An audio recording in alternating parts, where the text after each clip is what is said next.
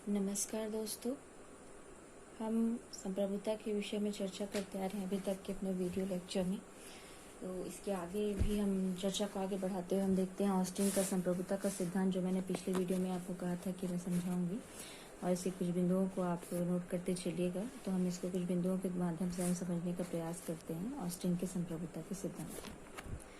तो संप्रभुता के वैधानिक सिद्धांत का सर्वोत्तम विश्लेषण जॉन ऑस्टिन ने 1832 में प्रकाशित अपनी पुस्तक विधान शास्त्र पर व्याख्यान लेक्चर्स ऑन ज्यूरिस्प्रूडेंस में किया गया है। उन्होंने किया था। ऑस्टिन, हॉब्स और बेंथम के विचारों से वे बहुत अधिक प्रभावित था, और उसका विचार था कि उच्चतर द्वारा निम्नतर को दिया गया आदेश ही कानून होता है। अपने इसी विचार के आधार पर ऑस्टिन ने संप्रभुता की धारणा का प्रतिपादन किया, जो इस प्रकार है।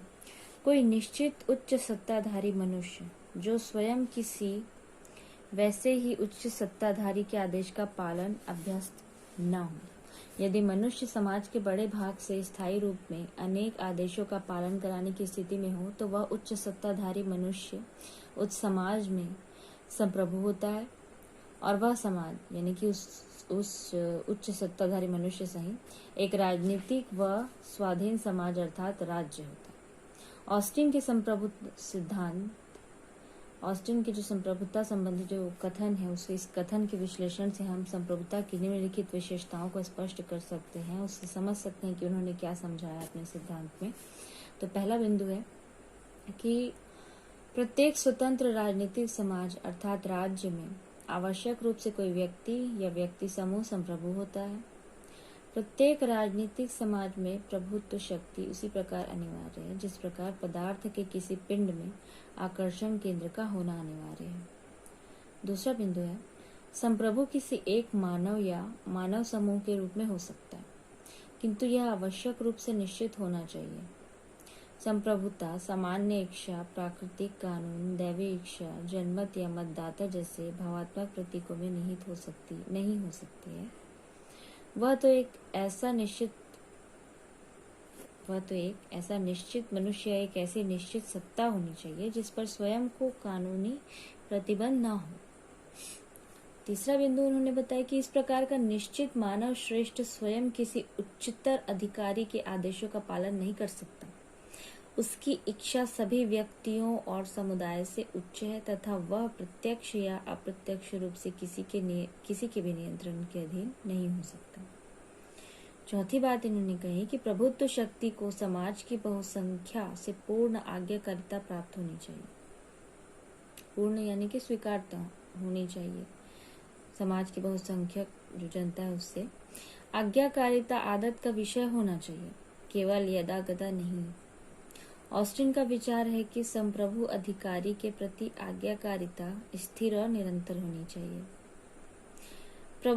ये पांचवा पॉइंट आप नोट करते चलिएगा। प्रभुत्व शक्ति के आदेश ही कानून है।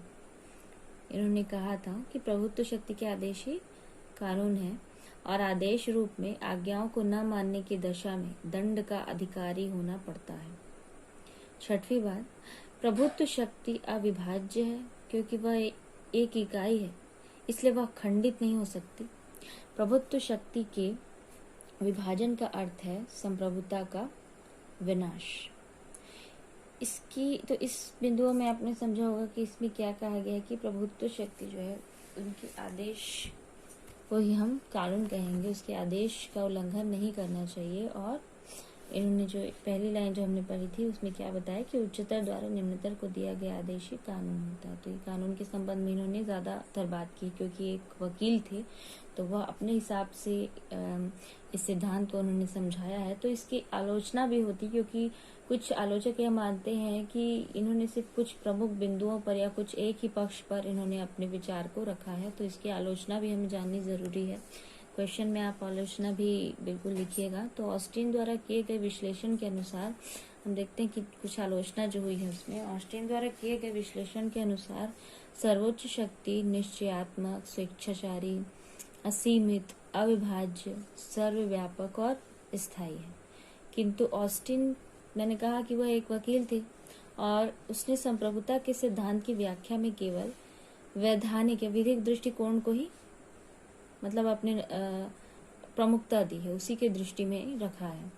तो ऑस्टिन द्वारा संप्रभुता के व्यवहारिक पक्ष पर ध्यान न दिए जाने के कारण कुछ जो विद्वान है वो इसकी आलोचना करते हैं, जिसमें ब्राइस हैं और ब्लंट शली और James Stephen, sir Henry Maine, A.R. Lord आदि ने इस सिद्धांत की कटु आलोचना की है। तो इस सिद्धांत की आलोचना के जो प्रमुख आधार उन्होंने दिए हैं वो आप नोट करते जाइएगा, बिंदुओं में है, तो आप कुछ जो प्रमुख बिंदु बताऊंगी मैं, आप उसको नोट करते चलिए।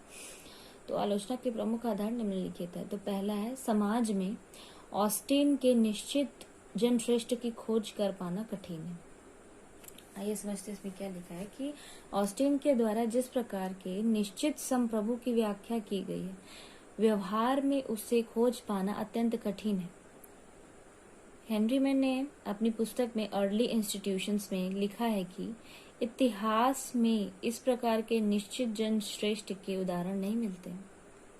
उन्होंने लिखा है कि पूर्व के अनेक साम्राज्यों में ऐसी कोई चीज थी ही नहीं जिसे हम कह सकते हैं कि निश्चित उच्चतर सत्ता कहा जा सके।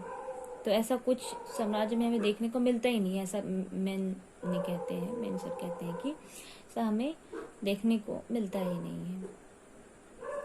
मध्य युग में यह निश्चित करना कठिन था कि राज्य संप्रभु है या चर्च संप्रभु है।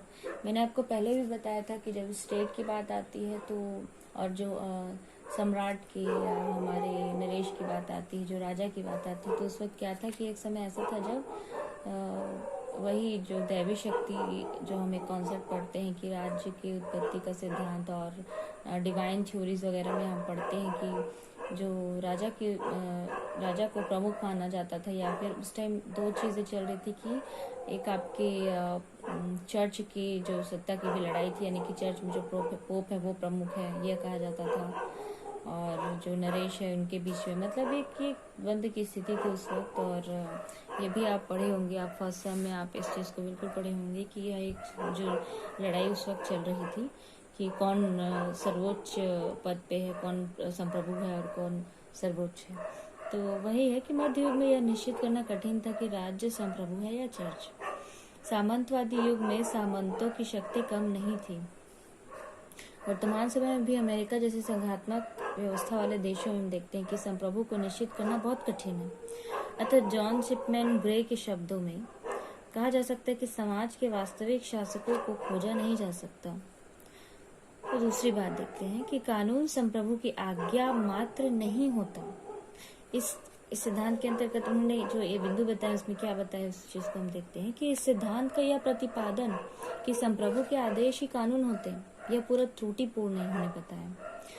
संप्रभुता ही कानून का एकमात्र स्रोत नहीं है। एक स्थान पर कौटिल्य ने कहा है कि धर्म, औचित्य या न्याय, पारस्परिक व्यवहार की शर्तें, परंपरागत नियम व प्रथाएं तथा राजा के आदेश कानून के स्रोत होते हैं। आधुनिक विचारधारा के अनुसार भी परंपरागत प्रथाओं, न्याय संबंधी निर्णयों, वैधानिक टिकाऊ तथा औचित्य पर आधारित राजनीतिक व्यवस्थापन को कानून का स्रोत माना जाता है। कोई भी सत्ताधारी संप्रभु, चाहे वह कितने शक्तिशाली क्यों न हो, मनमाने कानून नहीं बना सकता। इस संबंध में कुछ विद्वान ने कहा है कि राज्य कानून का निर्माण नहीं करता, वरन कानून ही राज्य की स्थापना करते हैं। कानून केवल सामाजिक आवश्यकता का प्रकाशन ही होता है। तो इस तरीके से दूसरे पॉइंट को उन्होंने समझाया है। तीसरी बात हम समझते हैं, शक्ति को अत्यधिक महत्व दिया। तो शक्ति की ये भी एक आलोचना है कि शक्ति को अत्यधिक महत्व। इस सिद्धांत के प्रतिपादन में शक्ति को अत्यधिक महत्व प्रदान किया गया। इसमें यह बताया गया कि उच्च सत्ताधारी अपने आदेशों का पालन शक्ति के आधार पर करवाता है, परंतु वास्तविकता यह नहीं है। अधिकांश जनता कानूनों का पालन दंड के भय के कारण नहीं, वरन इस कारण करती कि कानून जनता की ही इच्छा की अभिव्यक्ति करती है और उनके पालन में जनता का ही कल्याण निहित होता है। ऑस्टिन के सिद्धांत में शक्ति को जो अत्यधिक महत्व प्रदान किया गया, उसी कारण हर्नशॉ ने कहा है कि ऑस्टिन के दर्शन में हवलदारी की गंध पाई जाती है। या कोटेशन अपने एग्जाम में भी आंसर के वक्त आप लिख सकते हैं इसको। चौथा बिंदु उन्होंने आलोचना में बताया है कि आधुनिक लोकतांत्रिक राज्यों पर लागू नहीं होता। आधुनिक लोकतांत्रिक राज्यों पर लागू नहीं होता। तो इससे समझने की क्या इन्होंने बताया कि इस सिद्धांत का यह प्रतिपादन कि संप्रभु कोई निश्चित व्यक्ति होता है लोकतंत्र की इस मान्यता के विपरीत है कि प्रभुत्व शक्ति जनता में निहित होती है तथा लोकमत या जनता की इच्छा ही राज्य में सर्वोपरि है। वस्तुतः ऑस्टिन के विचार की कानूनी प्रभुता को मानने का परिणाम यह होगा कि हमें लोक प्रभुता तथा राजनीतिक प्रभुता दोनों ही प्रकार की प्रभुताओं की सत्ता अस्वीकार करनी होगी। पांचवा बिंदु आलोचना में इन्होंने बताया संप्रभुता अविभाज्य नहीं है। ऑस्टिन संप्रभुता की अविभाज्यता का प्रतिपादन करता है, लेकिन व्यवहारिक दृष्टिकोण से संप्रभु की अविभाज्यता को स्वीकार नहीं किया जा सकता। प्रत्येक राजनीतिक समाज में कर्तव्य का बंटवारा होता है और प्रशासनिक कर्तव्यों के इस बंटवारे से यह स्पष्ट है कि संप्रभुता विभाजित की जा सकती है। इसके अतिरिक्त वर्तमान समय के संघात्मक राज्यों में तो संप्रभुता आवश्यक रूप से विभाजित होती है। छठवां बिंदु इन्होंने बताया कि संप्रभुता असीमित नहीं है।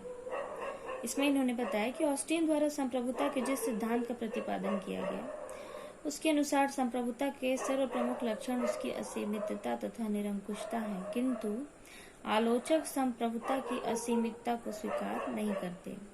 ब्लंटशिल ने लिखते हैं कि राज्य अपने समस्त स्वरूप से सर्वशक्तिमान नहीं हो सकता, क्योंकि बाहरी मामलों में वह अन्य राज्यों के अधिकारों से है और आंतरिक क्षेत्र में स्वयं की प्रकृति तथा अपने सदस्यों के व्यक्तिगत अधिकारों से सीमित है। वास्तव में राज्य की संप्रभु शक्ति पर नैतिक और धार्मिक सिद्धांतों, रीति रिवाजों और परंपराओं का प्रतिबंध होता है और कोई भी संप्रभु इन प्रतिबंधों की अवहेलना करने का साहस नहीं कर सकता। सातवां बिंदु और अंतिम इन्होंने जो आलोचना बताई वो यह है कि अंतरराष्ट्रीयता के अनुरूप नहीं। ऑस्टिन का संप्रभुता सिद्धांत अंतरराष्ट्रीय की धारणा जो अंतरराष्ट्रीयता की धारणा का भी स्पष्ट उल्लंघन है। वैज्ञानिक प्रगति तथा यातायात और संवाद वहन के साधनों के विकास ने विश्व के विभिन्न देशों को एक दूसरे के बहुत अधिक समीप ला दिया है और वर्तमान समय में एक राज्य की संप्रभुता अंतर्राष्ट्रीय कानून और विश्व जनमत से बहुत अधिक सीमित होती है। यद्यपि कानूनी दृष्टि से संप्रभुता पर अंतर्राष्ट्रीय नियमों का कोई प्रतिबंध नहीं होता, लेकिन किसी भी संप्रभु द्वारा विश्व जनमत का विरोध किया जा सकना संभव नहीं है। लॉस्की संपूर्ण मानवता के हित में संप्रभुता को सीमित करने के पक्ष में है और उनके विचार में संप्रभुता की मनमानी आज्ञा देने की शक्ति मानवता के हित में मेल नहीं खाती। तो इस प्रकार से कुछ आलोचना इन्होंने की है ऑस्टिन के संप्रभुता की। तो आपको जब भी आंसर लिखेंगे तो सिर्फ आप ऑस्टिन की संप्रभुता के सिद्धांत की बस व्याख्या नहीं करेंगे, आप और जो आलोचना है उनका भी कुछ उनके जो प्रमुख बिंदु हैं उन पर भी आप चर्चा करेंगे, उनको भी लिखेंगे। और इनका महत्व हम छोटे तौर पे संक्षिप्त रूप से समझ सकते हैं कि जैसे यद्यपि ऑस्टिन के संप्रभु सिद्धांत की अनेक आलोचनाएं तो की गई हैं, लेकिन इनमें से अधिकांश आलोचनाएं हमें भ्रांति और ऑस्टिन के दृष्टिकोण को न समझने के कारण ही हुई है, क्योंकि हर व्यक्ति अपने हिसाब से हर सिद्धांत को समझने का प्रयास करता है। तो इसमें यही हमें देखने को मिलता है कि आलोचनाएं भी हमें क्या है भ्रांति की ओर मतलब एक भ्रांति पैदा कर देती है उनके दृष्टिकोण को समझने के नहीं समझने के कारण। तो ऑस्टिन ने वैधानिक दृष्टिकोण के आधार पर इस सिद्धांत का प्रतिपादन किया है और इस दृष्टि से यह सिद्धांत नितांत सही है। यह सिद्धांत नितांत स्पष्ट और तर्कसंगत भी है और उसके द्वारा किए गए सिद्धांत के इस विवेचन में संप्रभुता के लौकिक और राजनीतिक रूपों की अनिश्चितता निश्चितता में ढल जाती है। तो वार्नर के शब्दों में कहा जा सकता है कि संप्रभुता की वैधानिक प्रकृति के रूप में ऑस्टिन का सिद्धांत नितांत स्पष्ट और तर्कसंगत है और इस सिद्धांत के प्रति की गई अधिकांश आलोचनाएं भ्रम और मिथ्या धारणा पर आधारित है। तो इस प्रकार से आप ऑस्टिन की थ्योरी को आप और भी बढ़ाकर लिख सकते हैं, लेकिन यह कुछ प्रमुख बिंदु थे जिसमें उन्होंने अपनी पूर्ण जो उनके सिद्धांत थे उसको समेट कर कुछ बिंदुओं में समझाने का प्रयास किया है और आलोचना भी आप बिल्कुल आलोचना आप लिखेंगे तभी जाकर आपका एक उत्तर पूर्ण हो पाएगा। इनके महत्व को भी आप अपने अकॉर्डिंग लिख सकते हैं, गवर्नर के कोटेशन को भी लिख सकते हैं जिस हिसाब से उन्होंने बताया है। तो ठीक है, अभी इसके आगे हम जो बहुलवाद के जो इसमें आपके जो नेक्स्ट टॉपिक में हमने देखा है सिलेबस में कि आपका संप्रभुता की बहुलवादी आलोचना पे भी चर्चा करनी हमें, तो हम नेक्स्ट वीडियो में इस संबंध में चर्चा करेंगे। अभी की वीडियो के लिए इतना ही, धन्यवाद।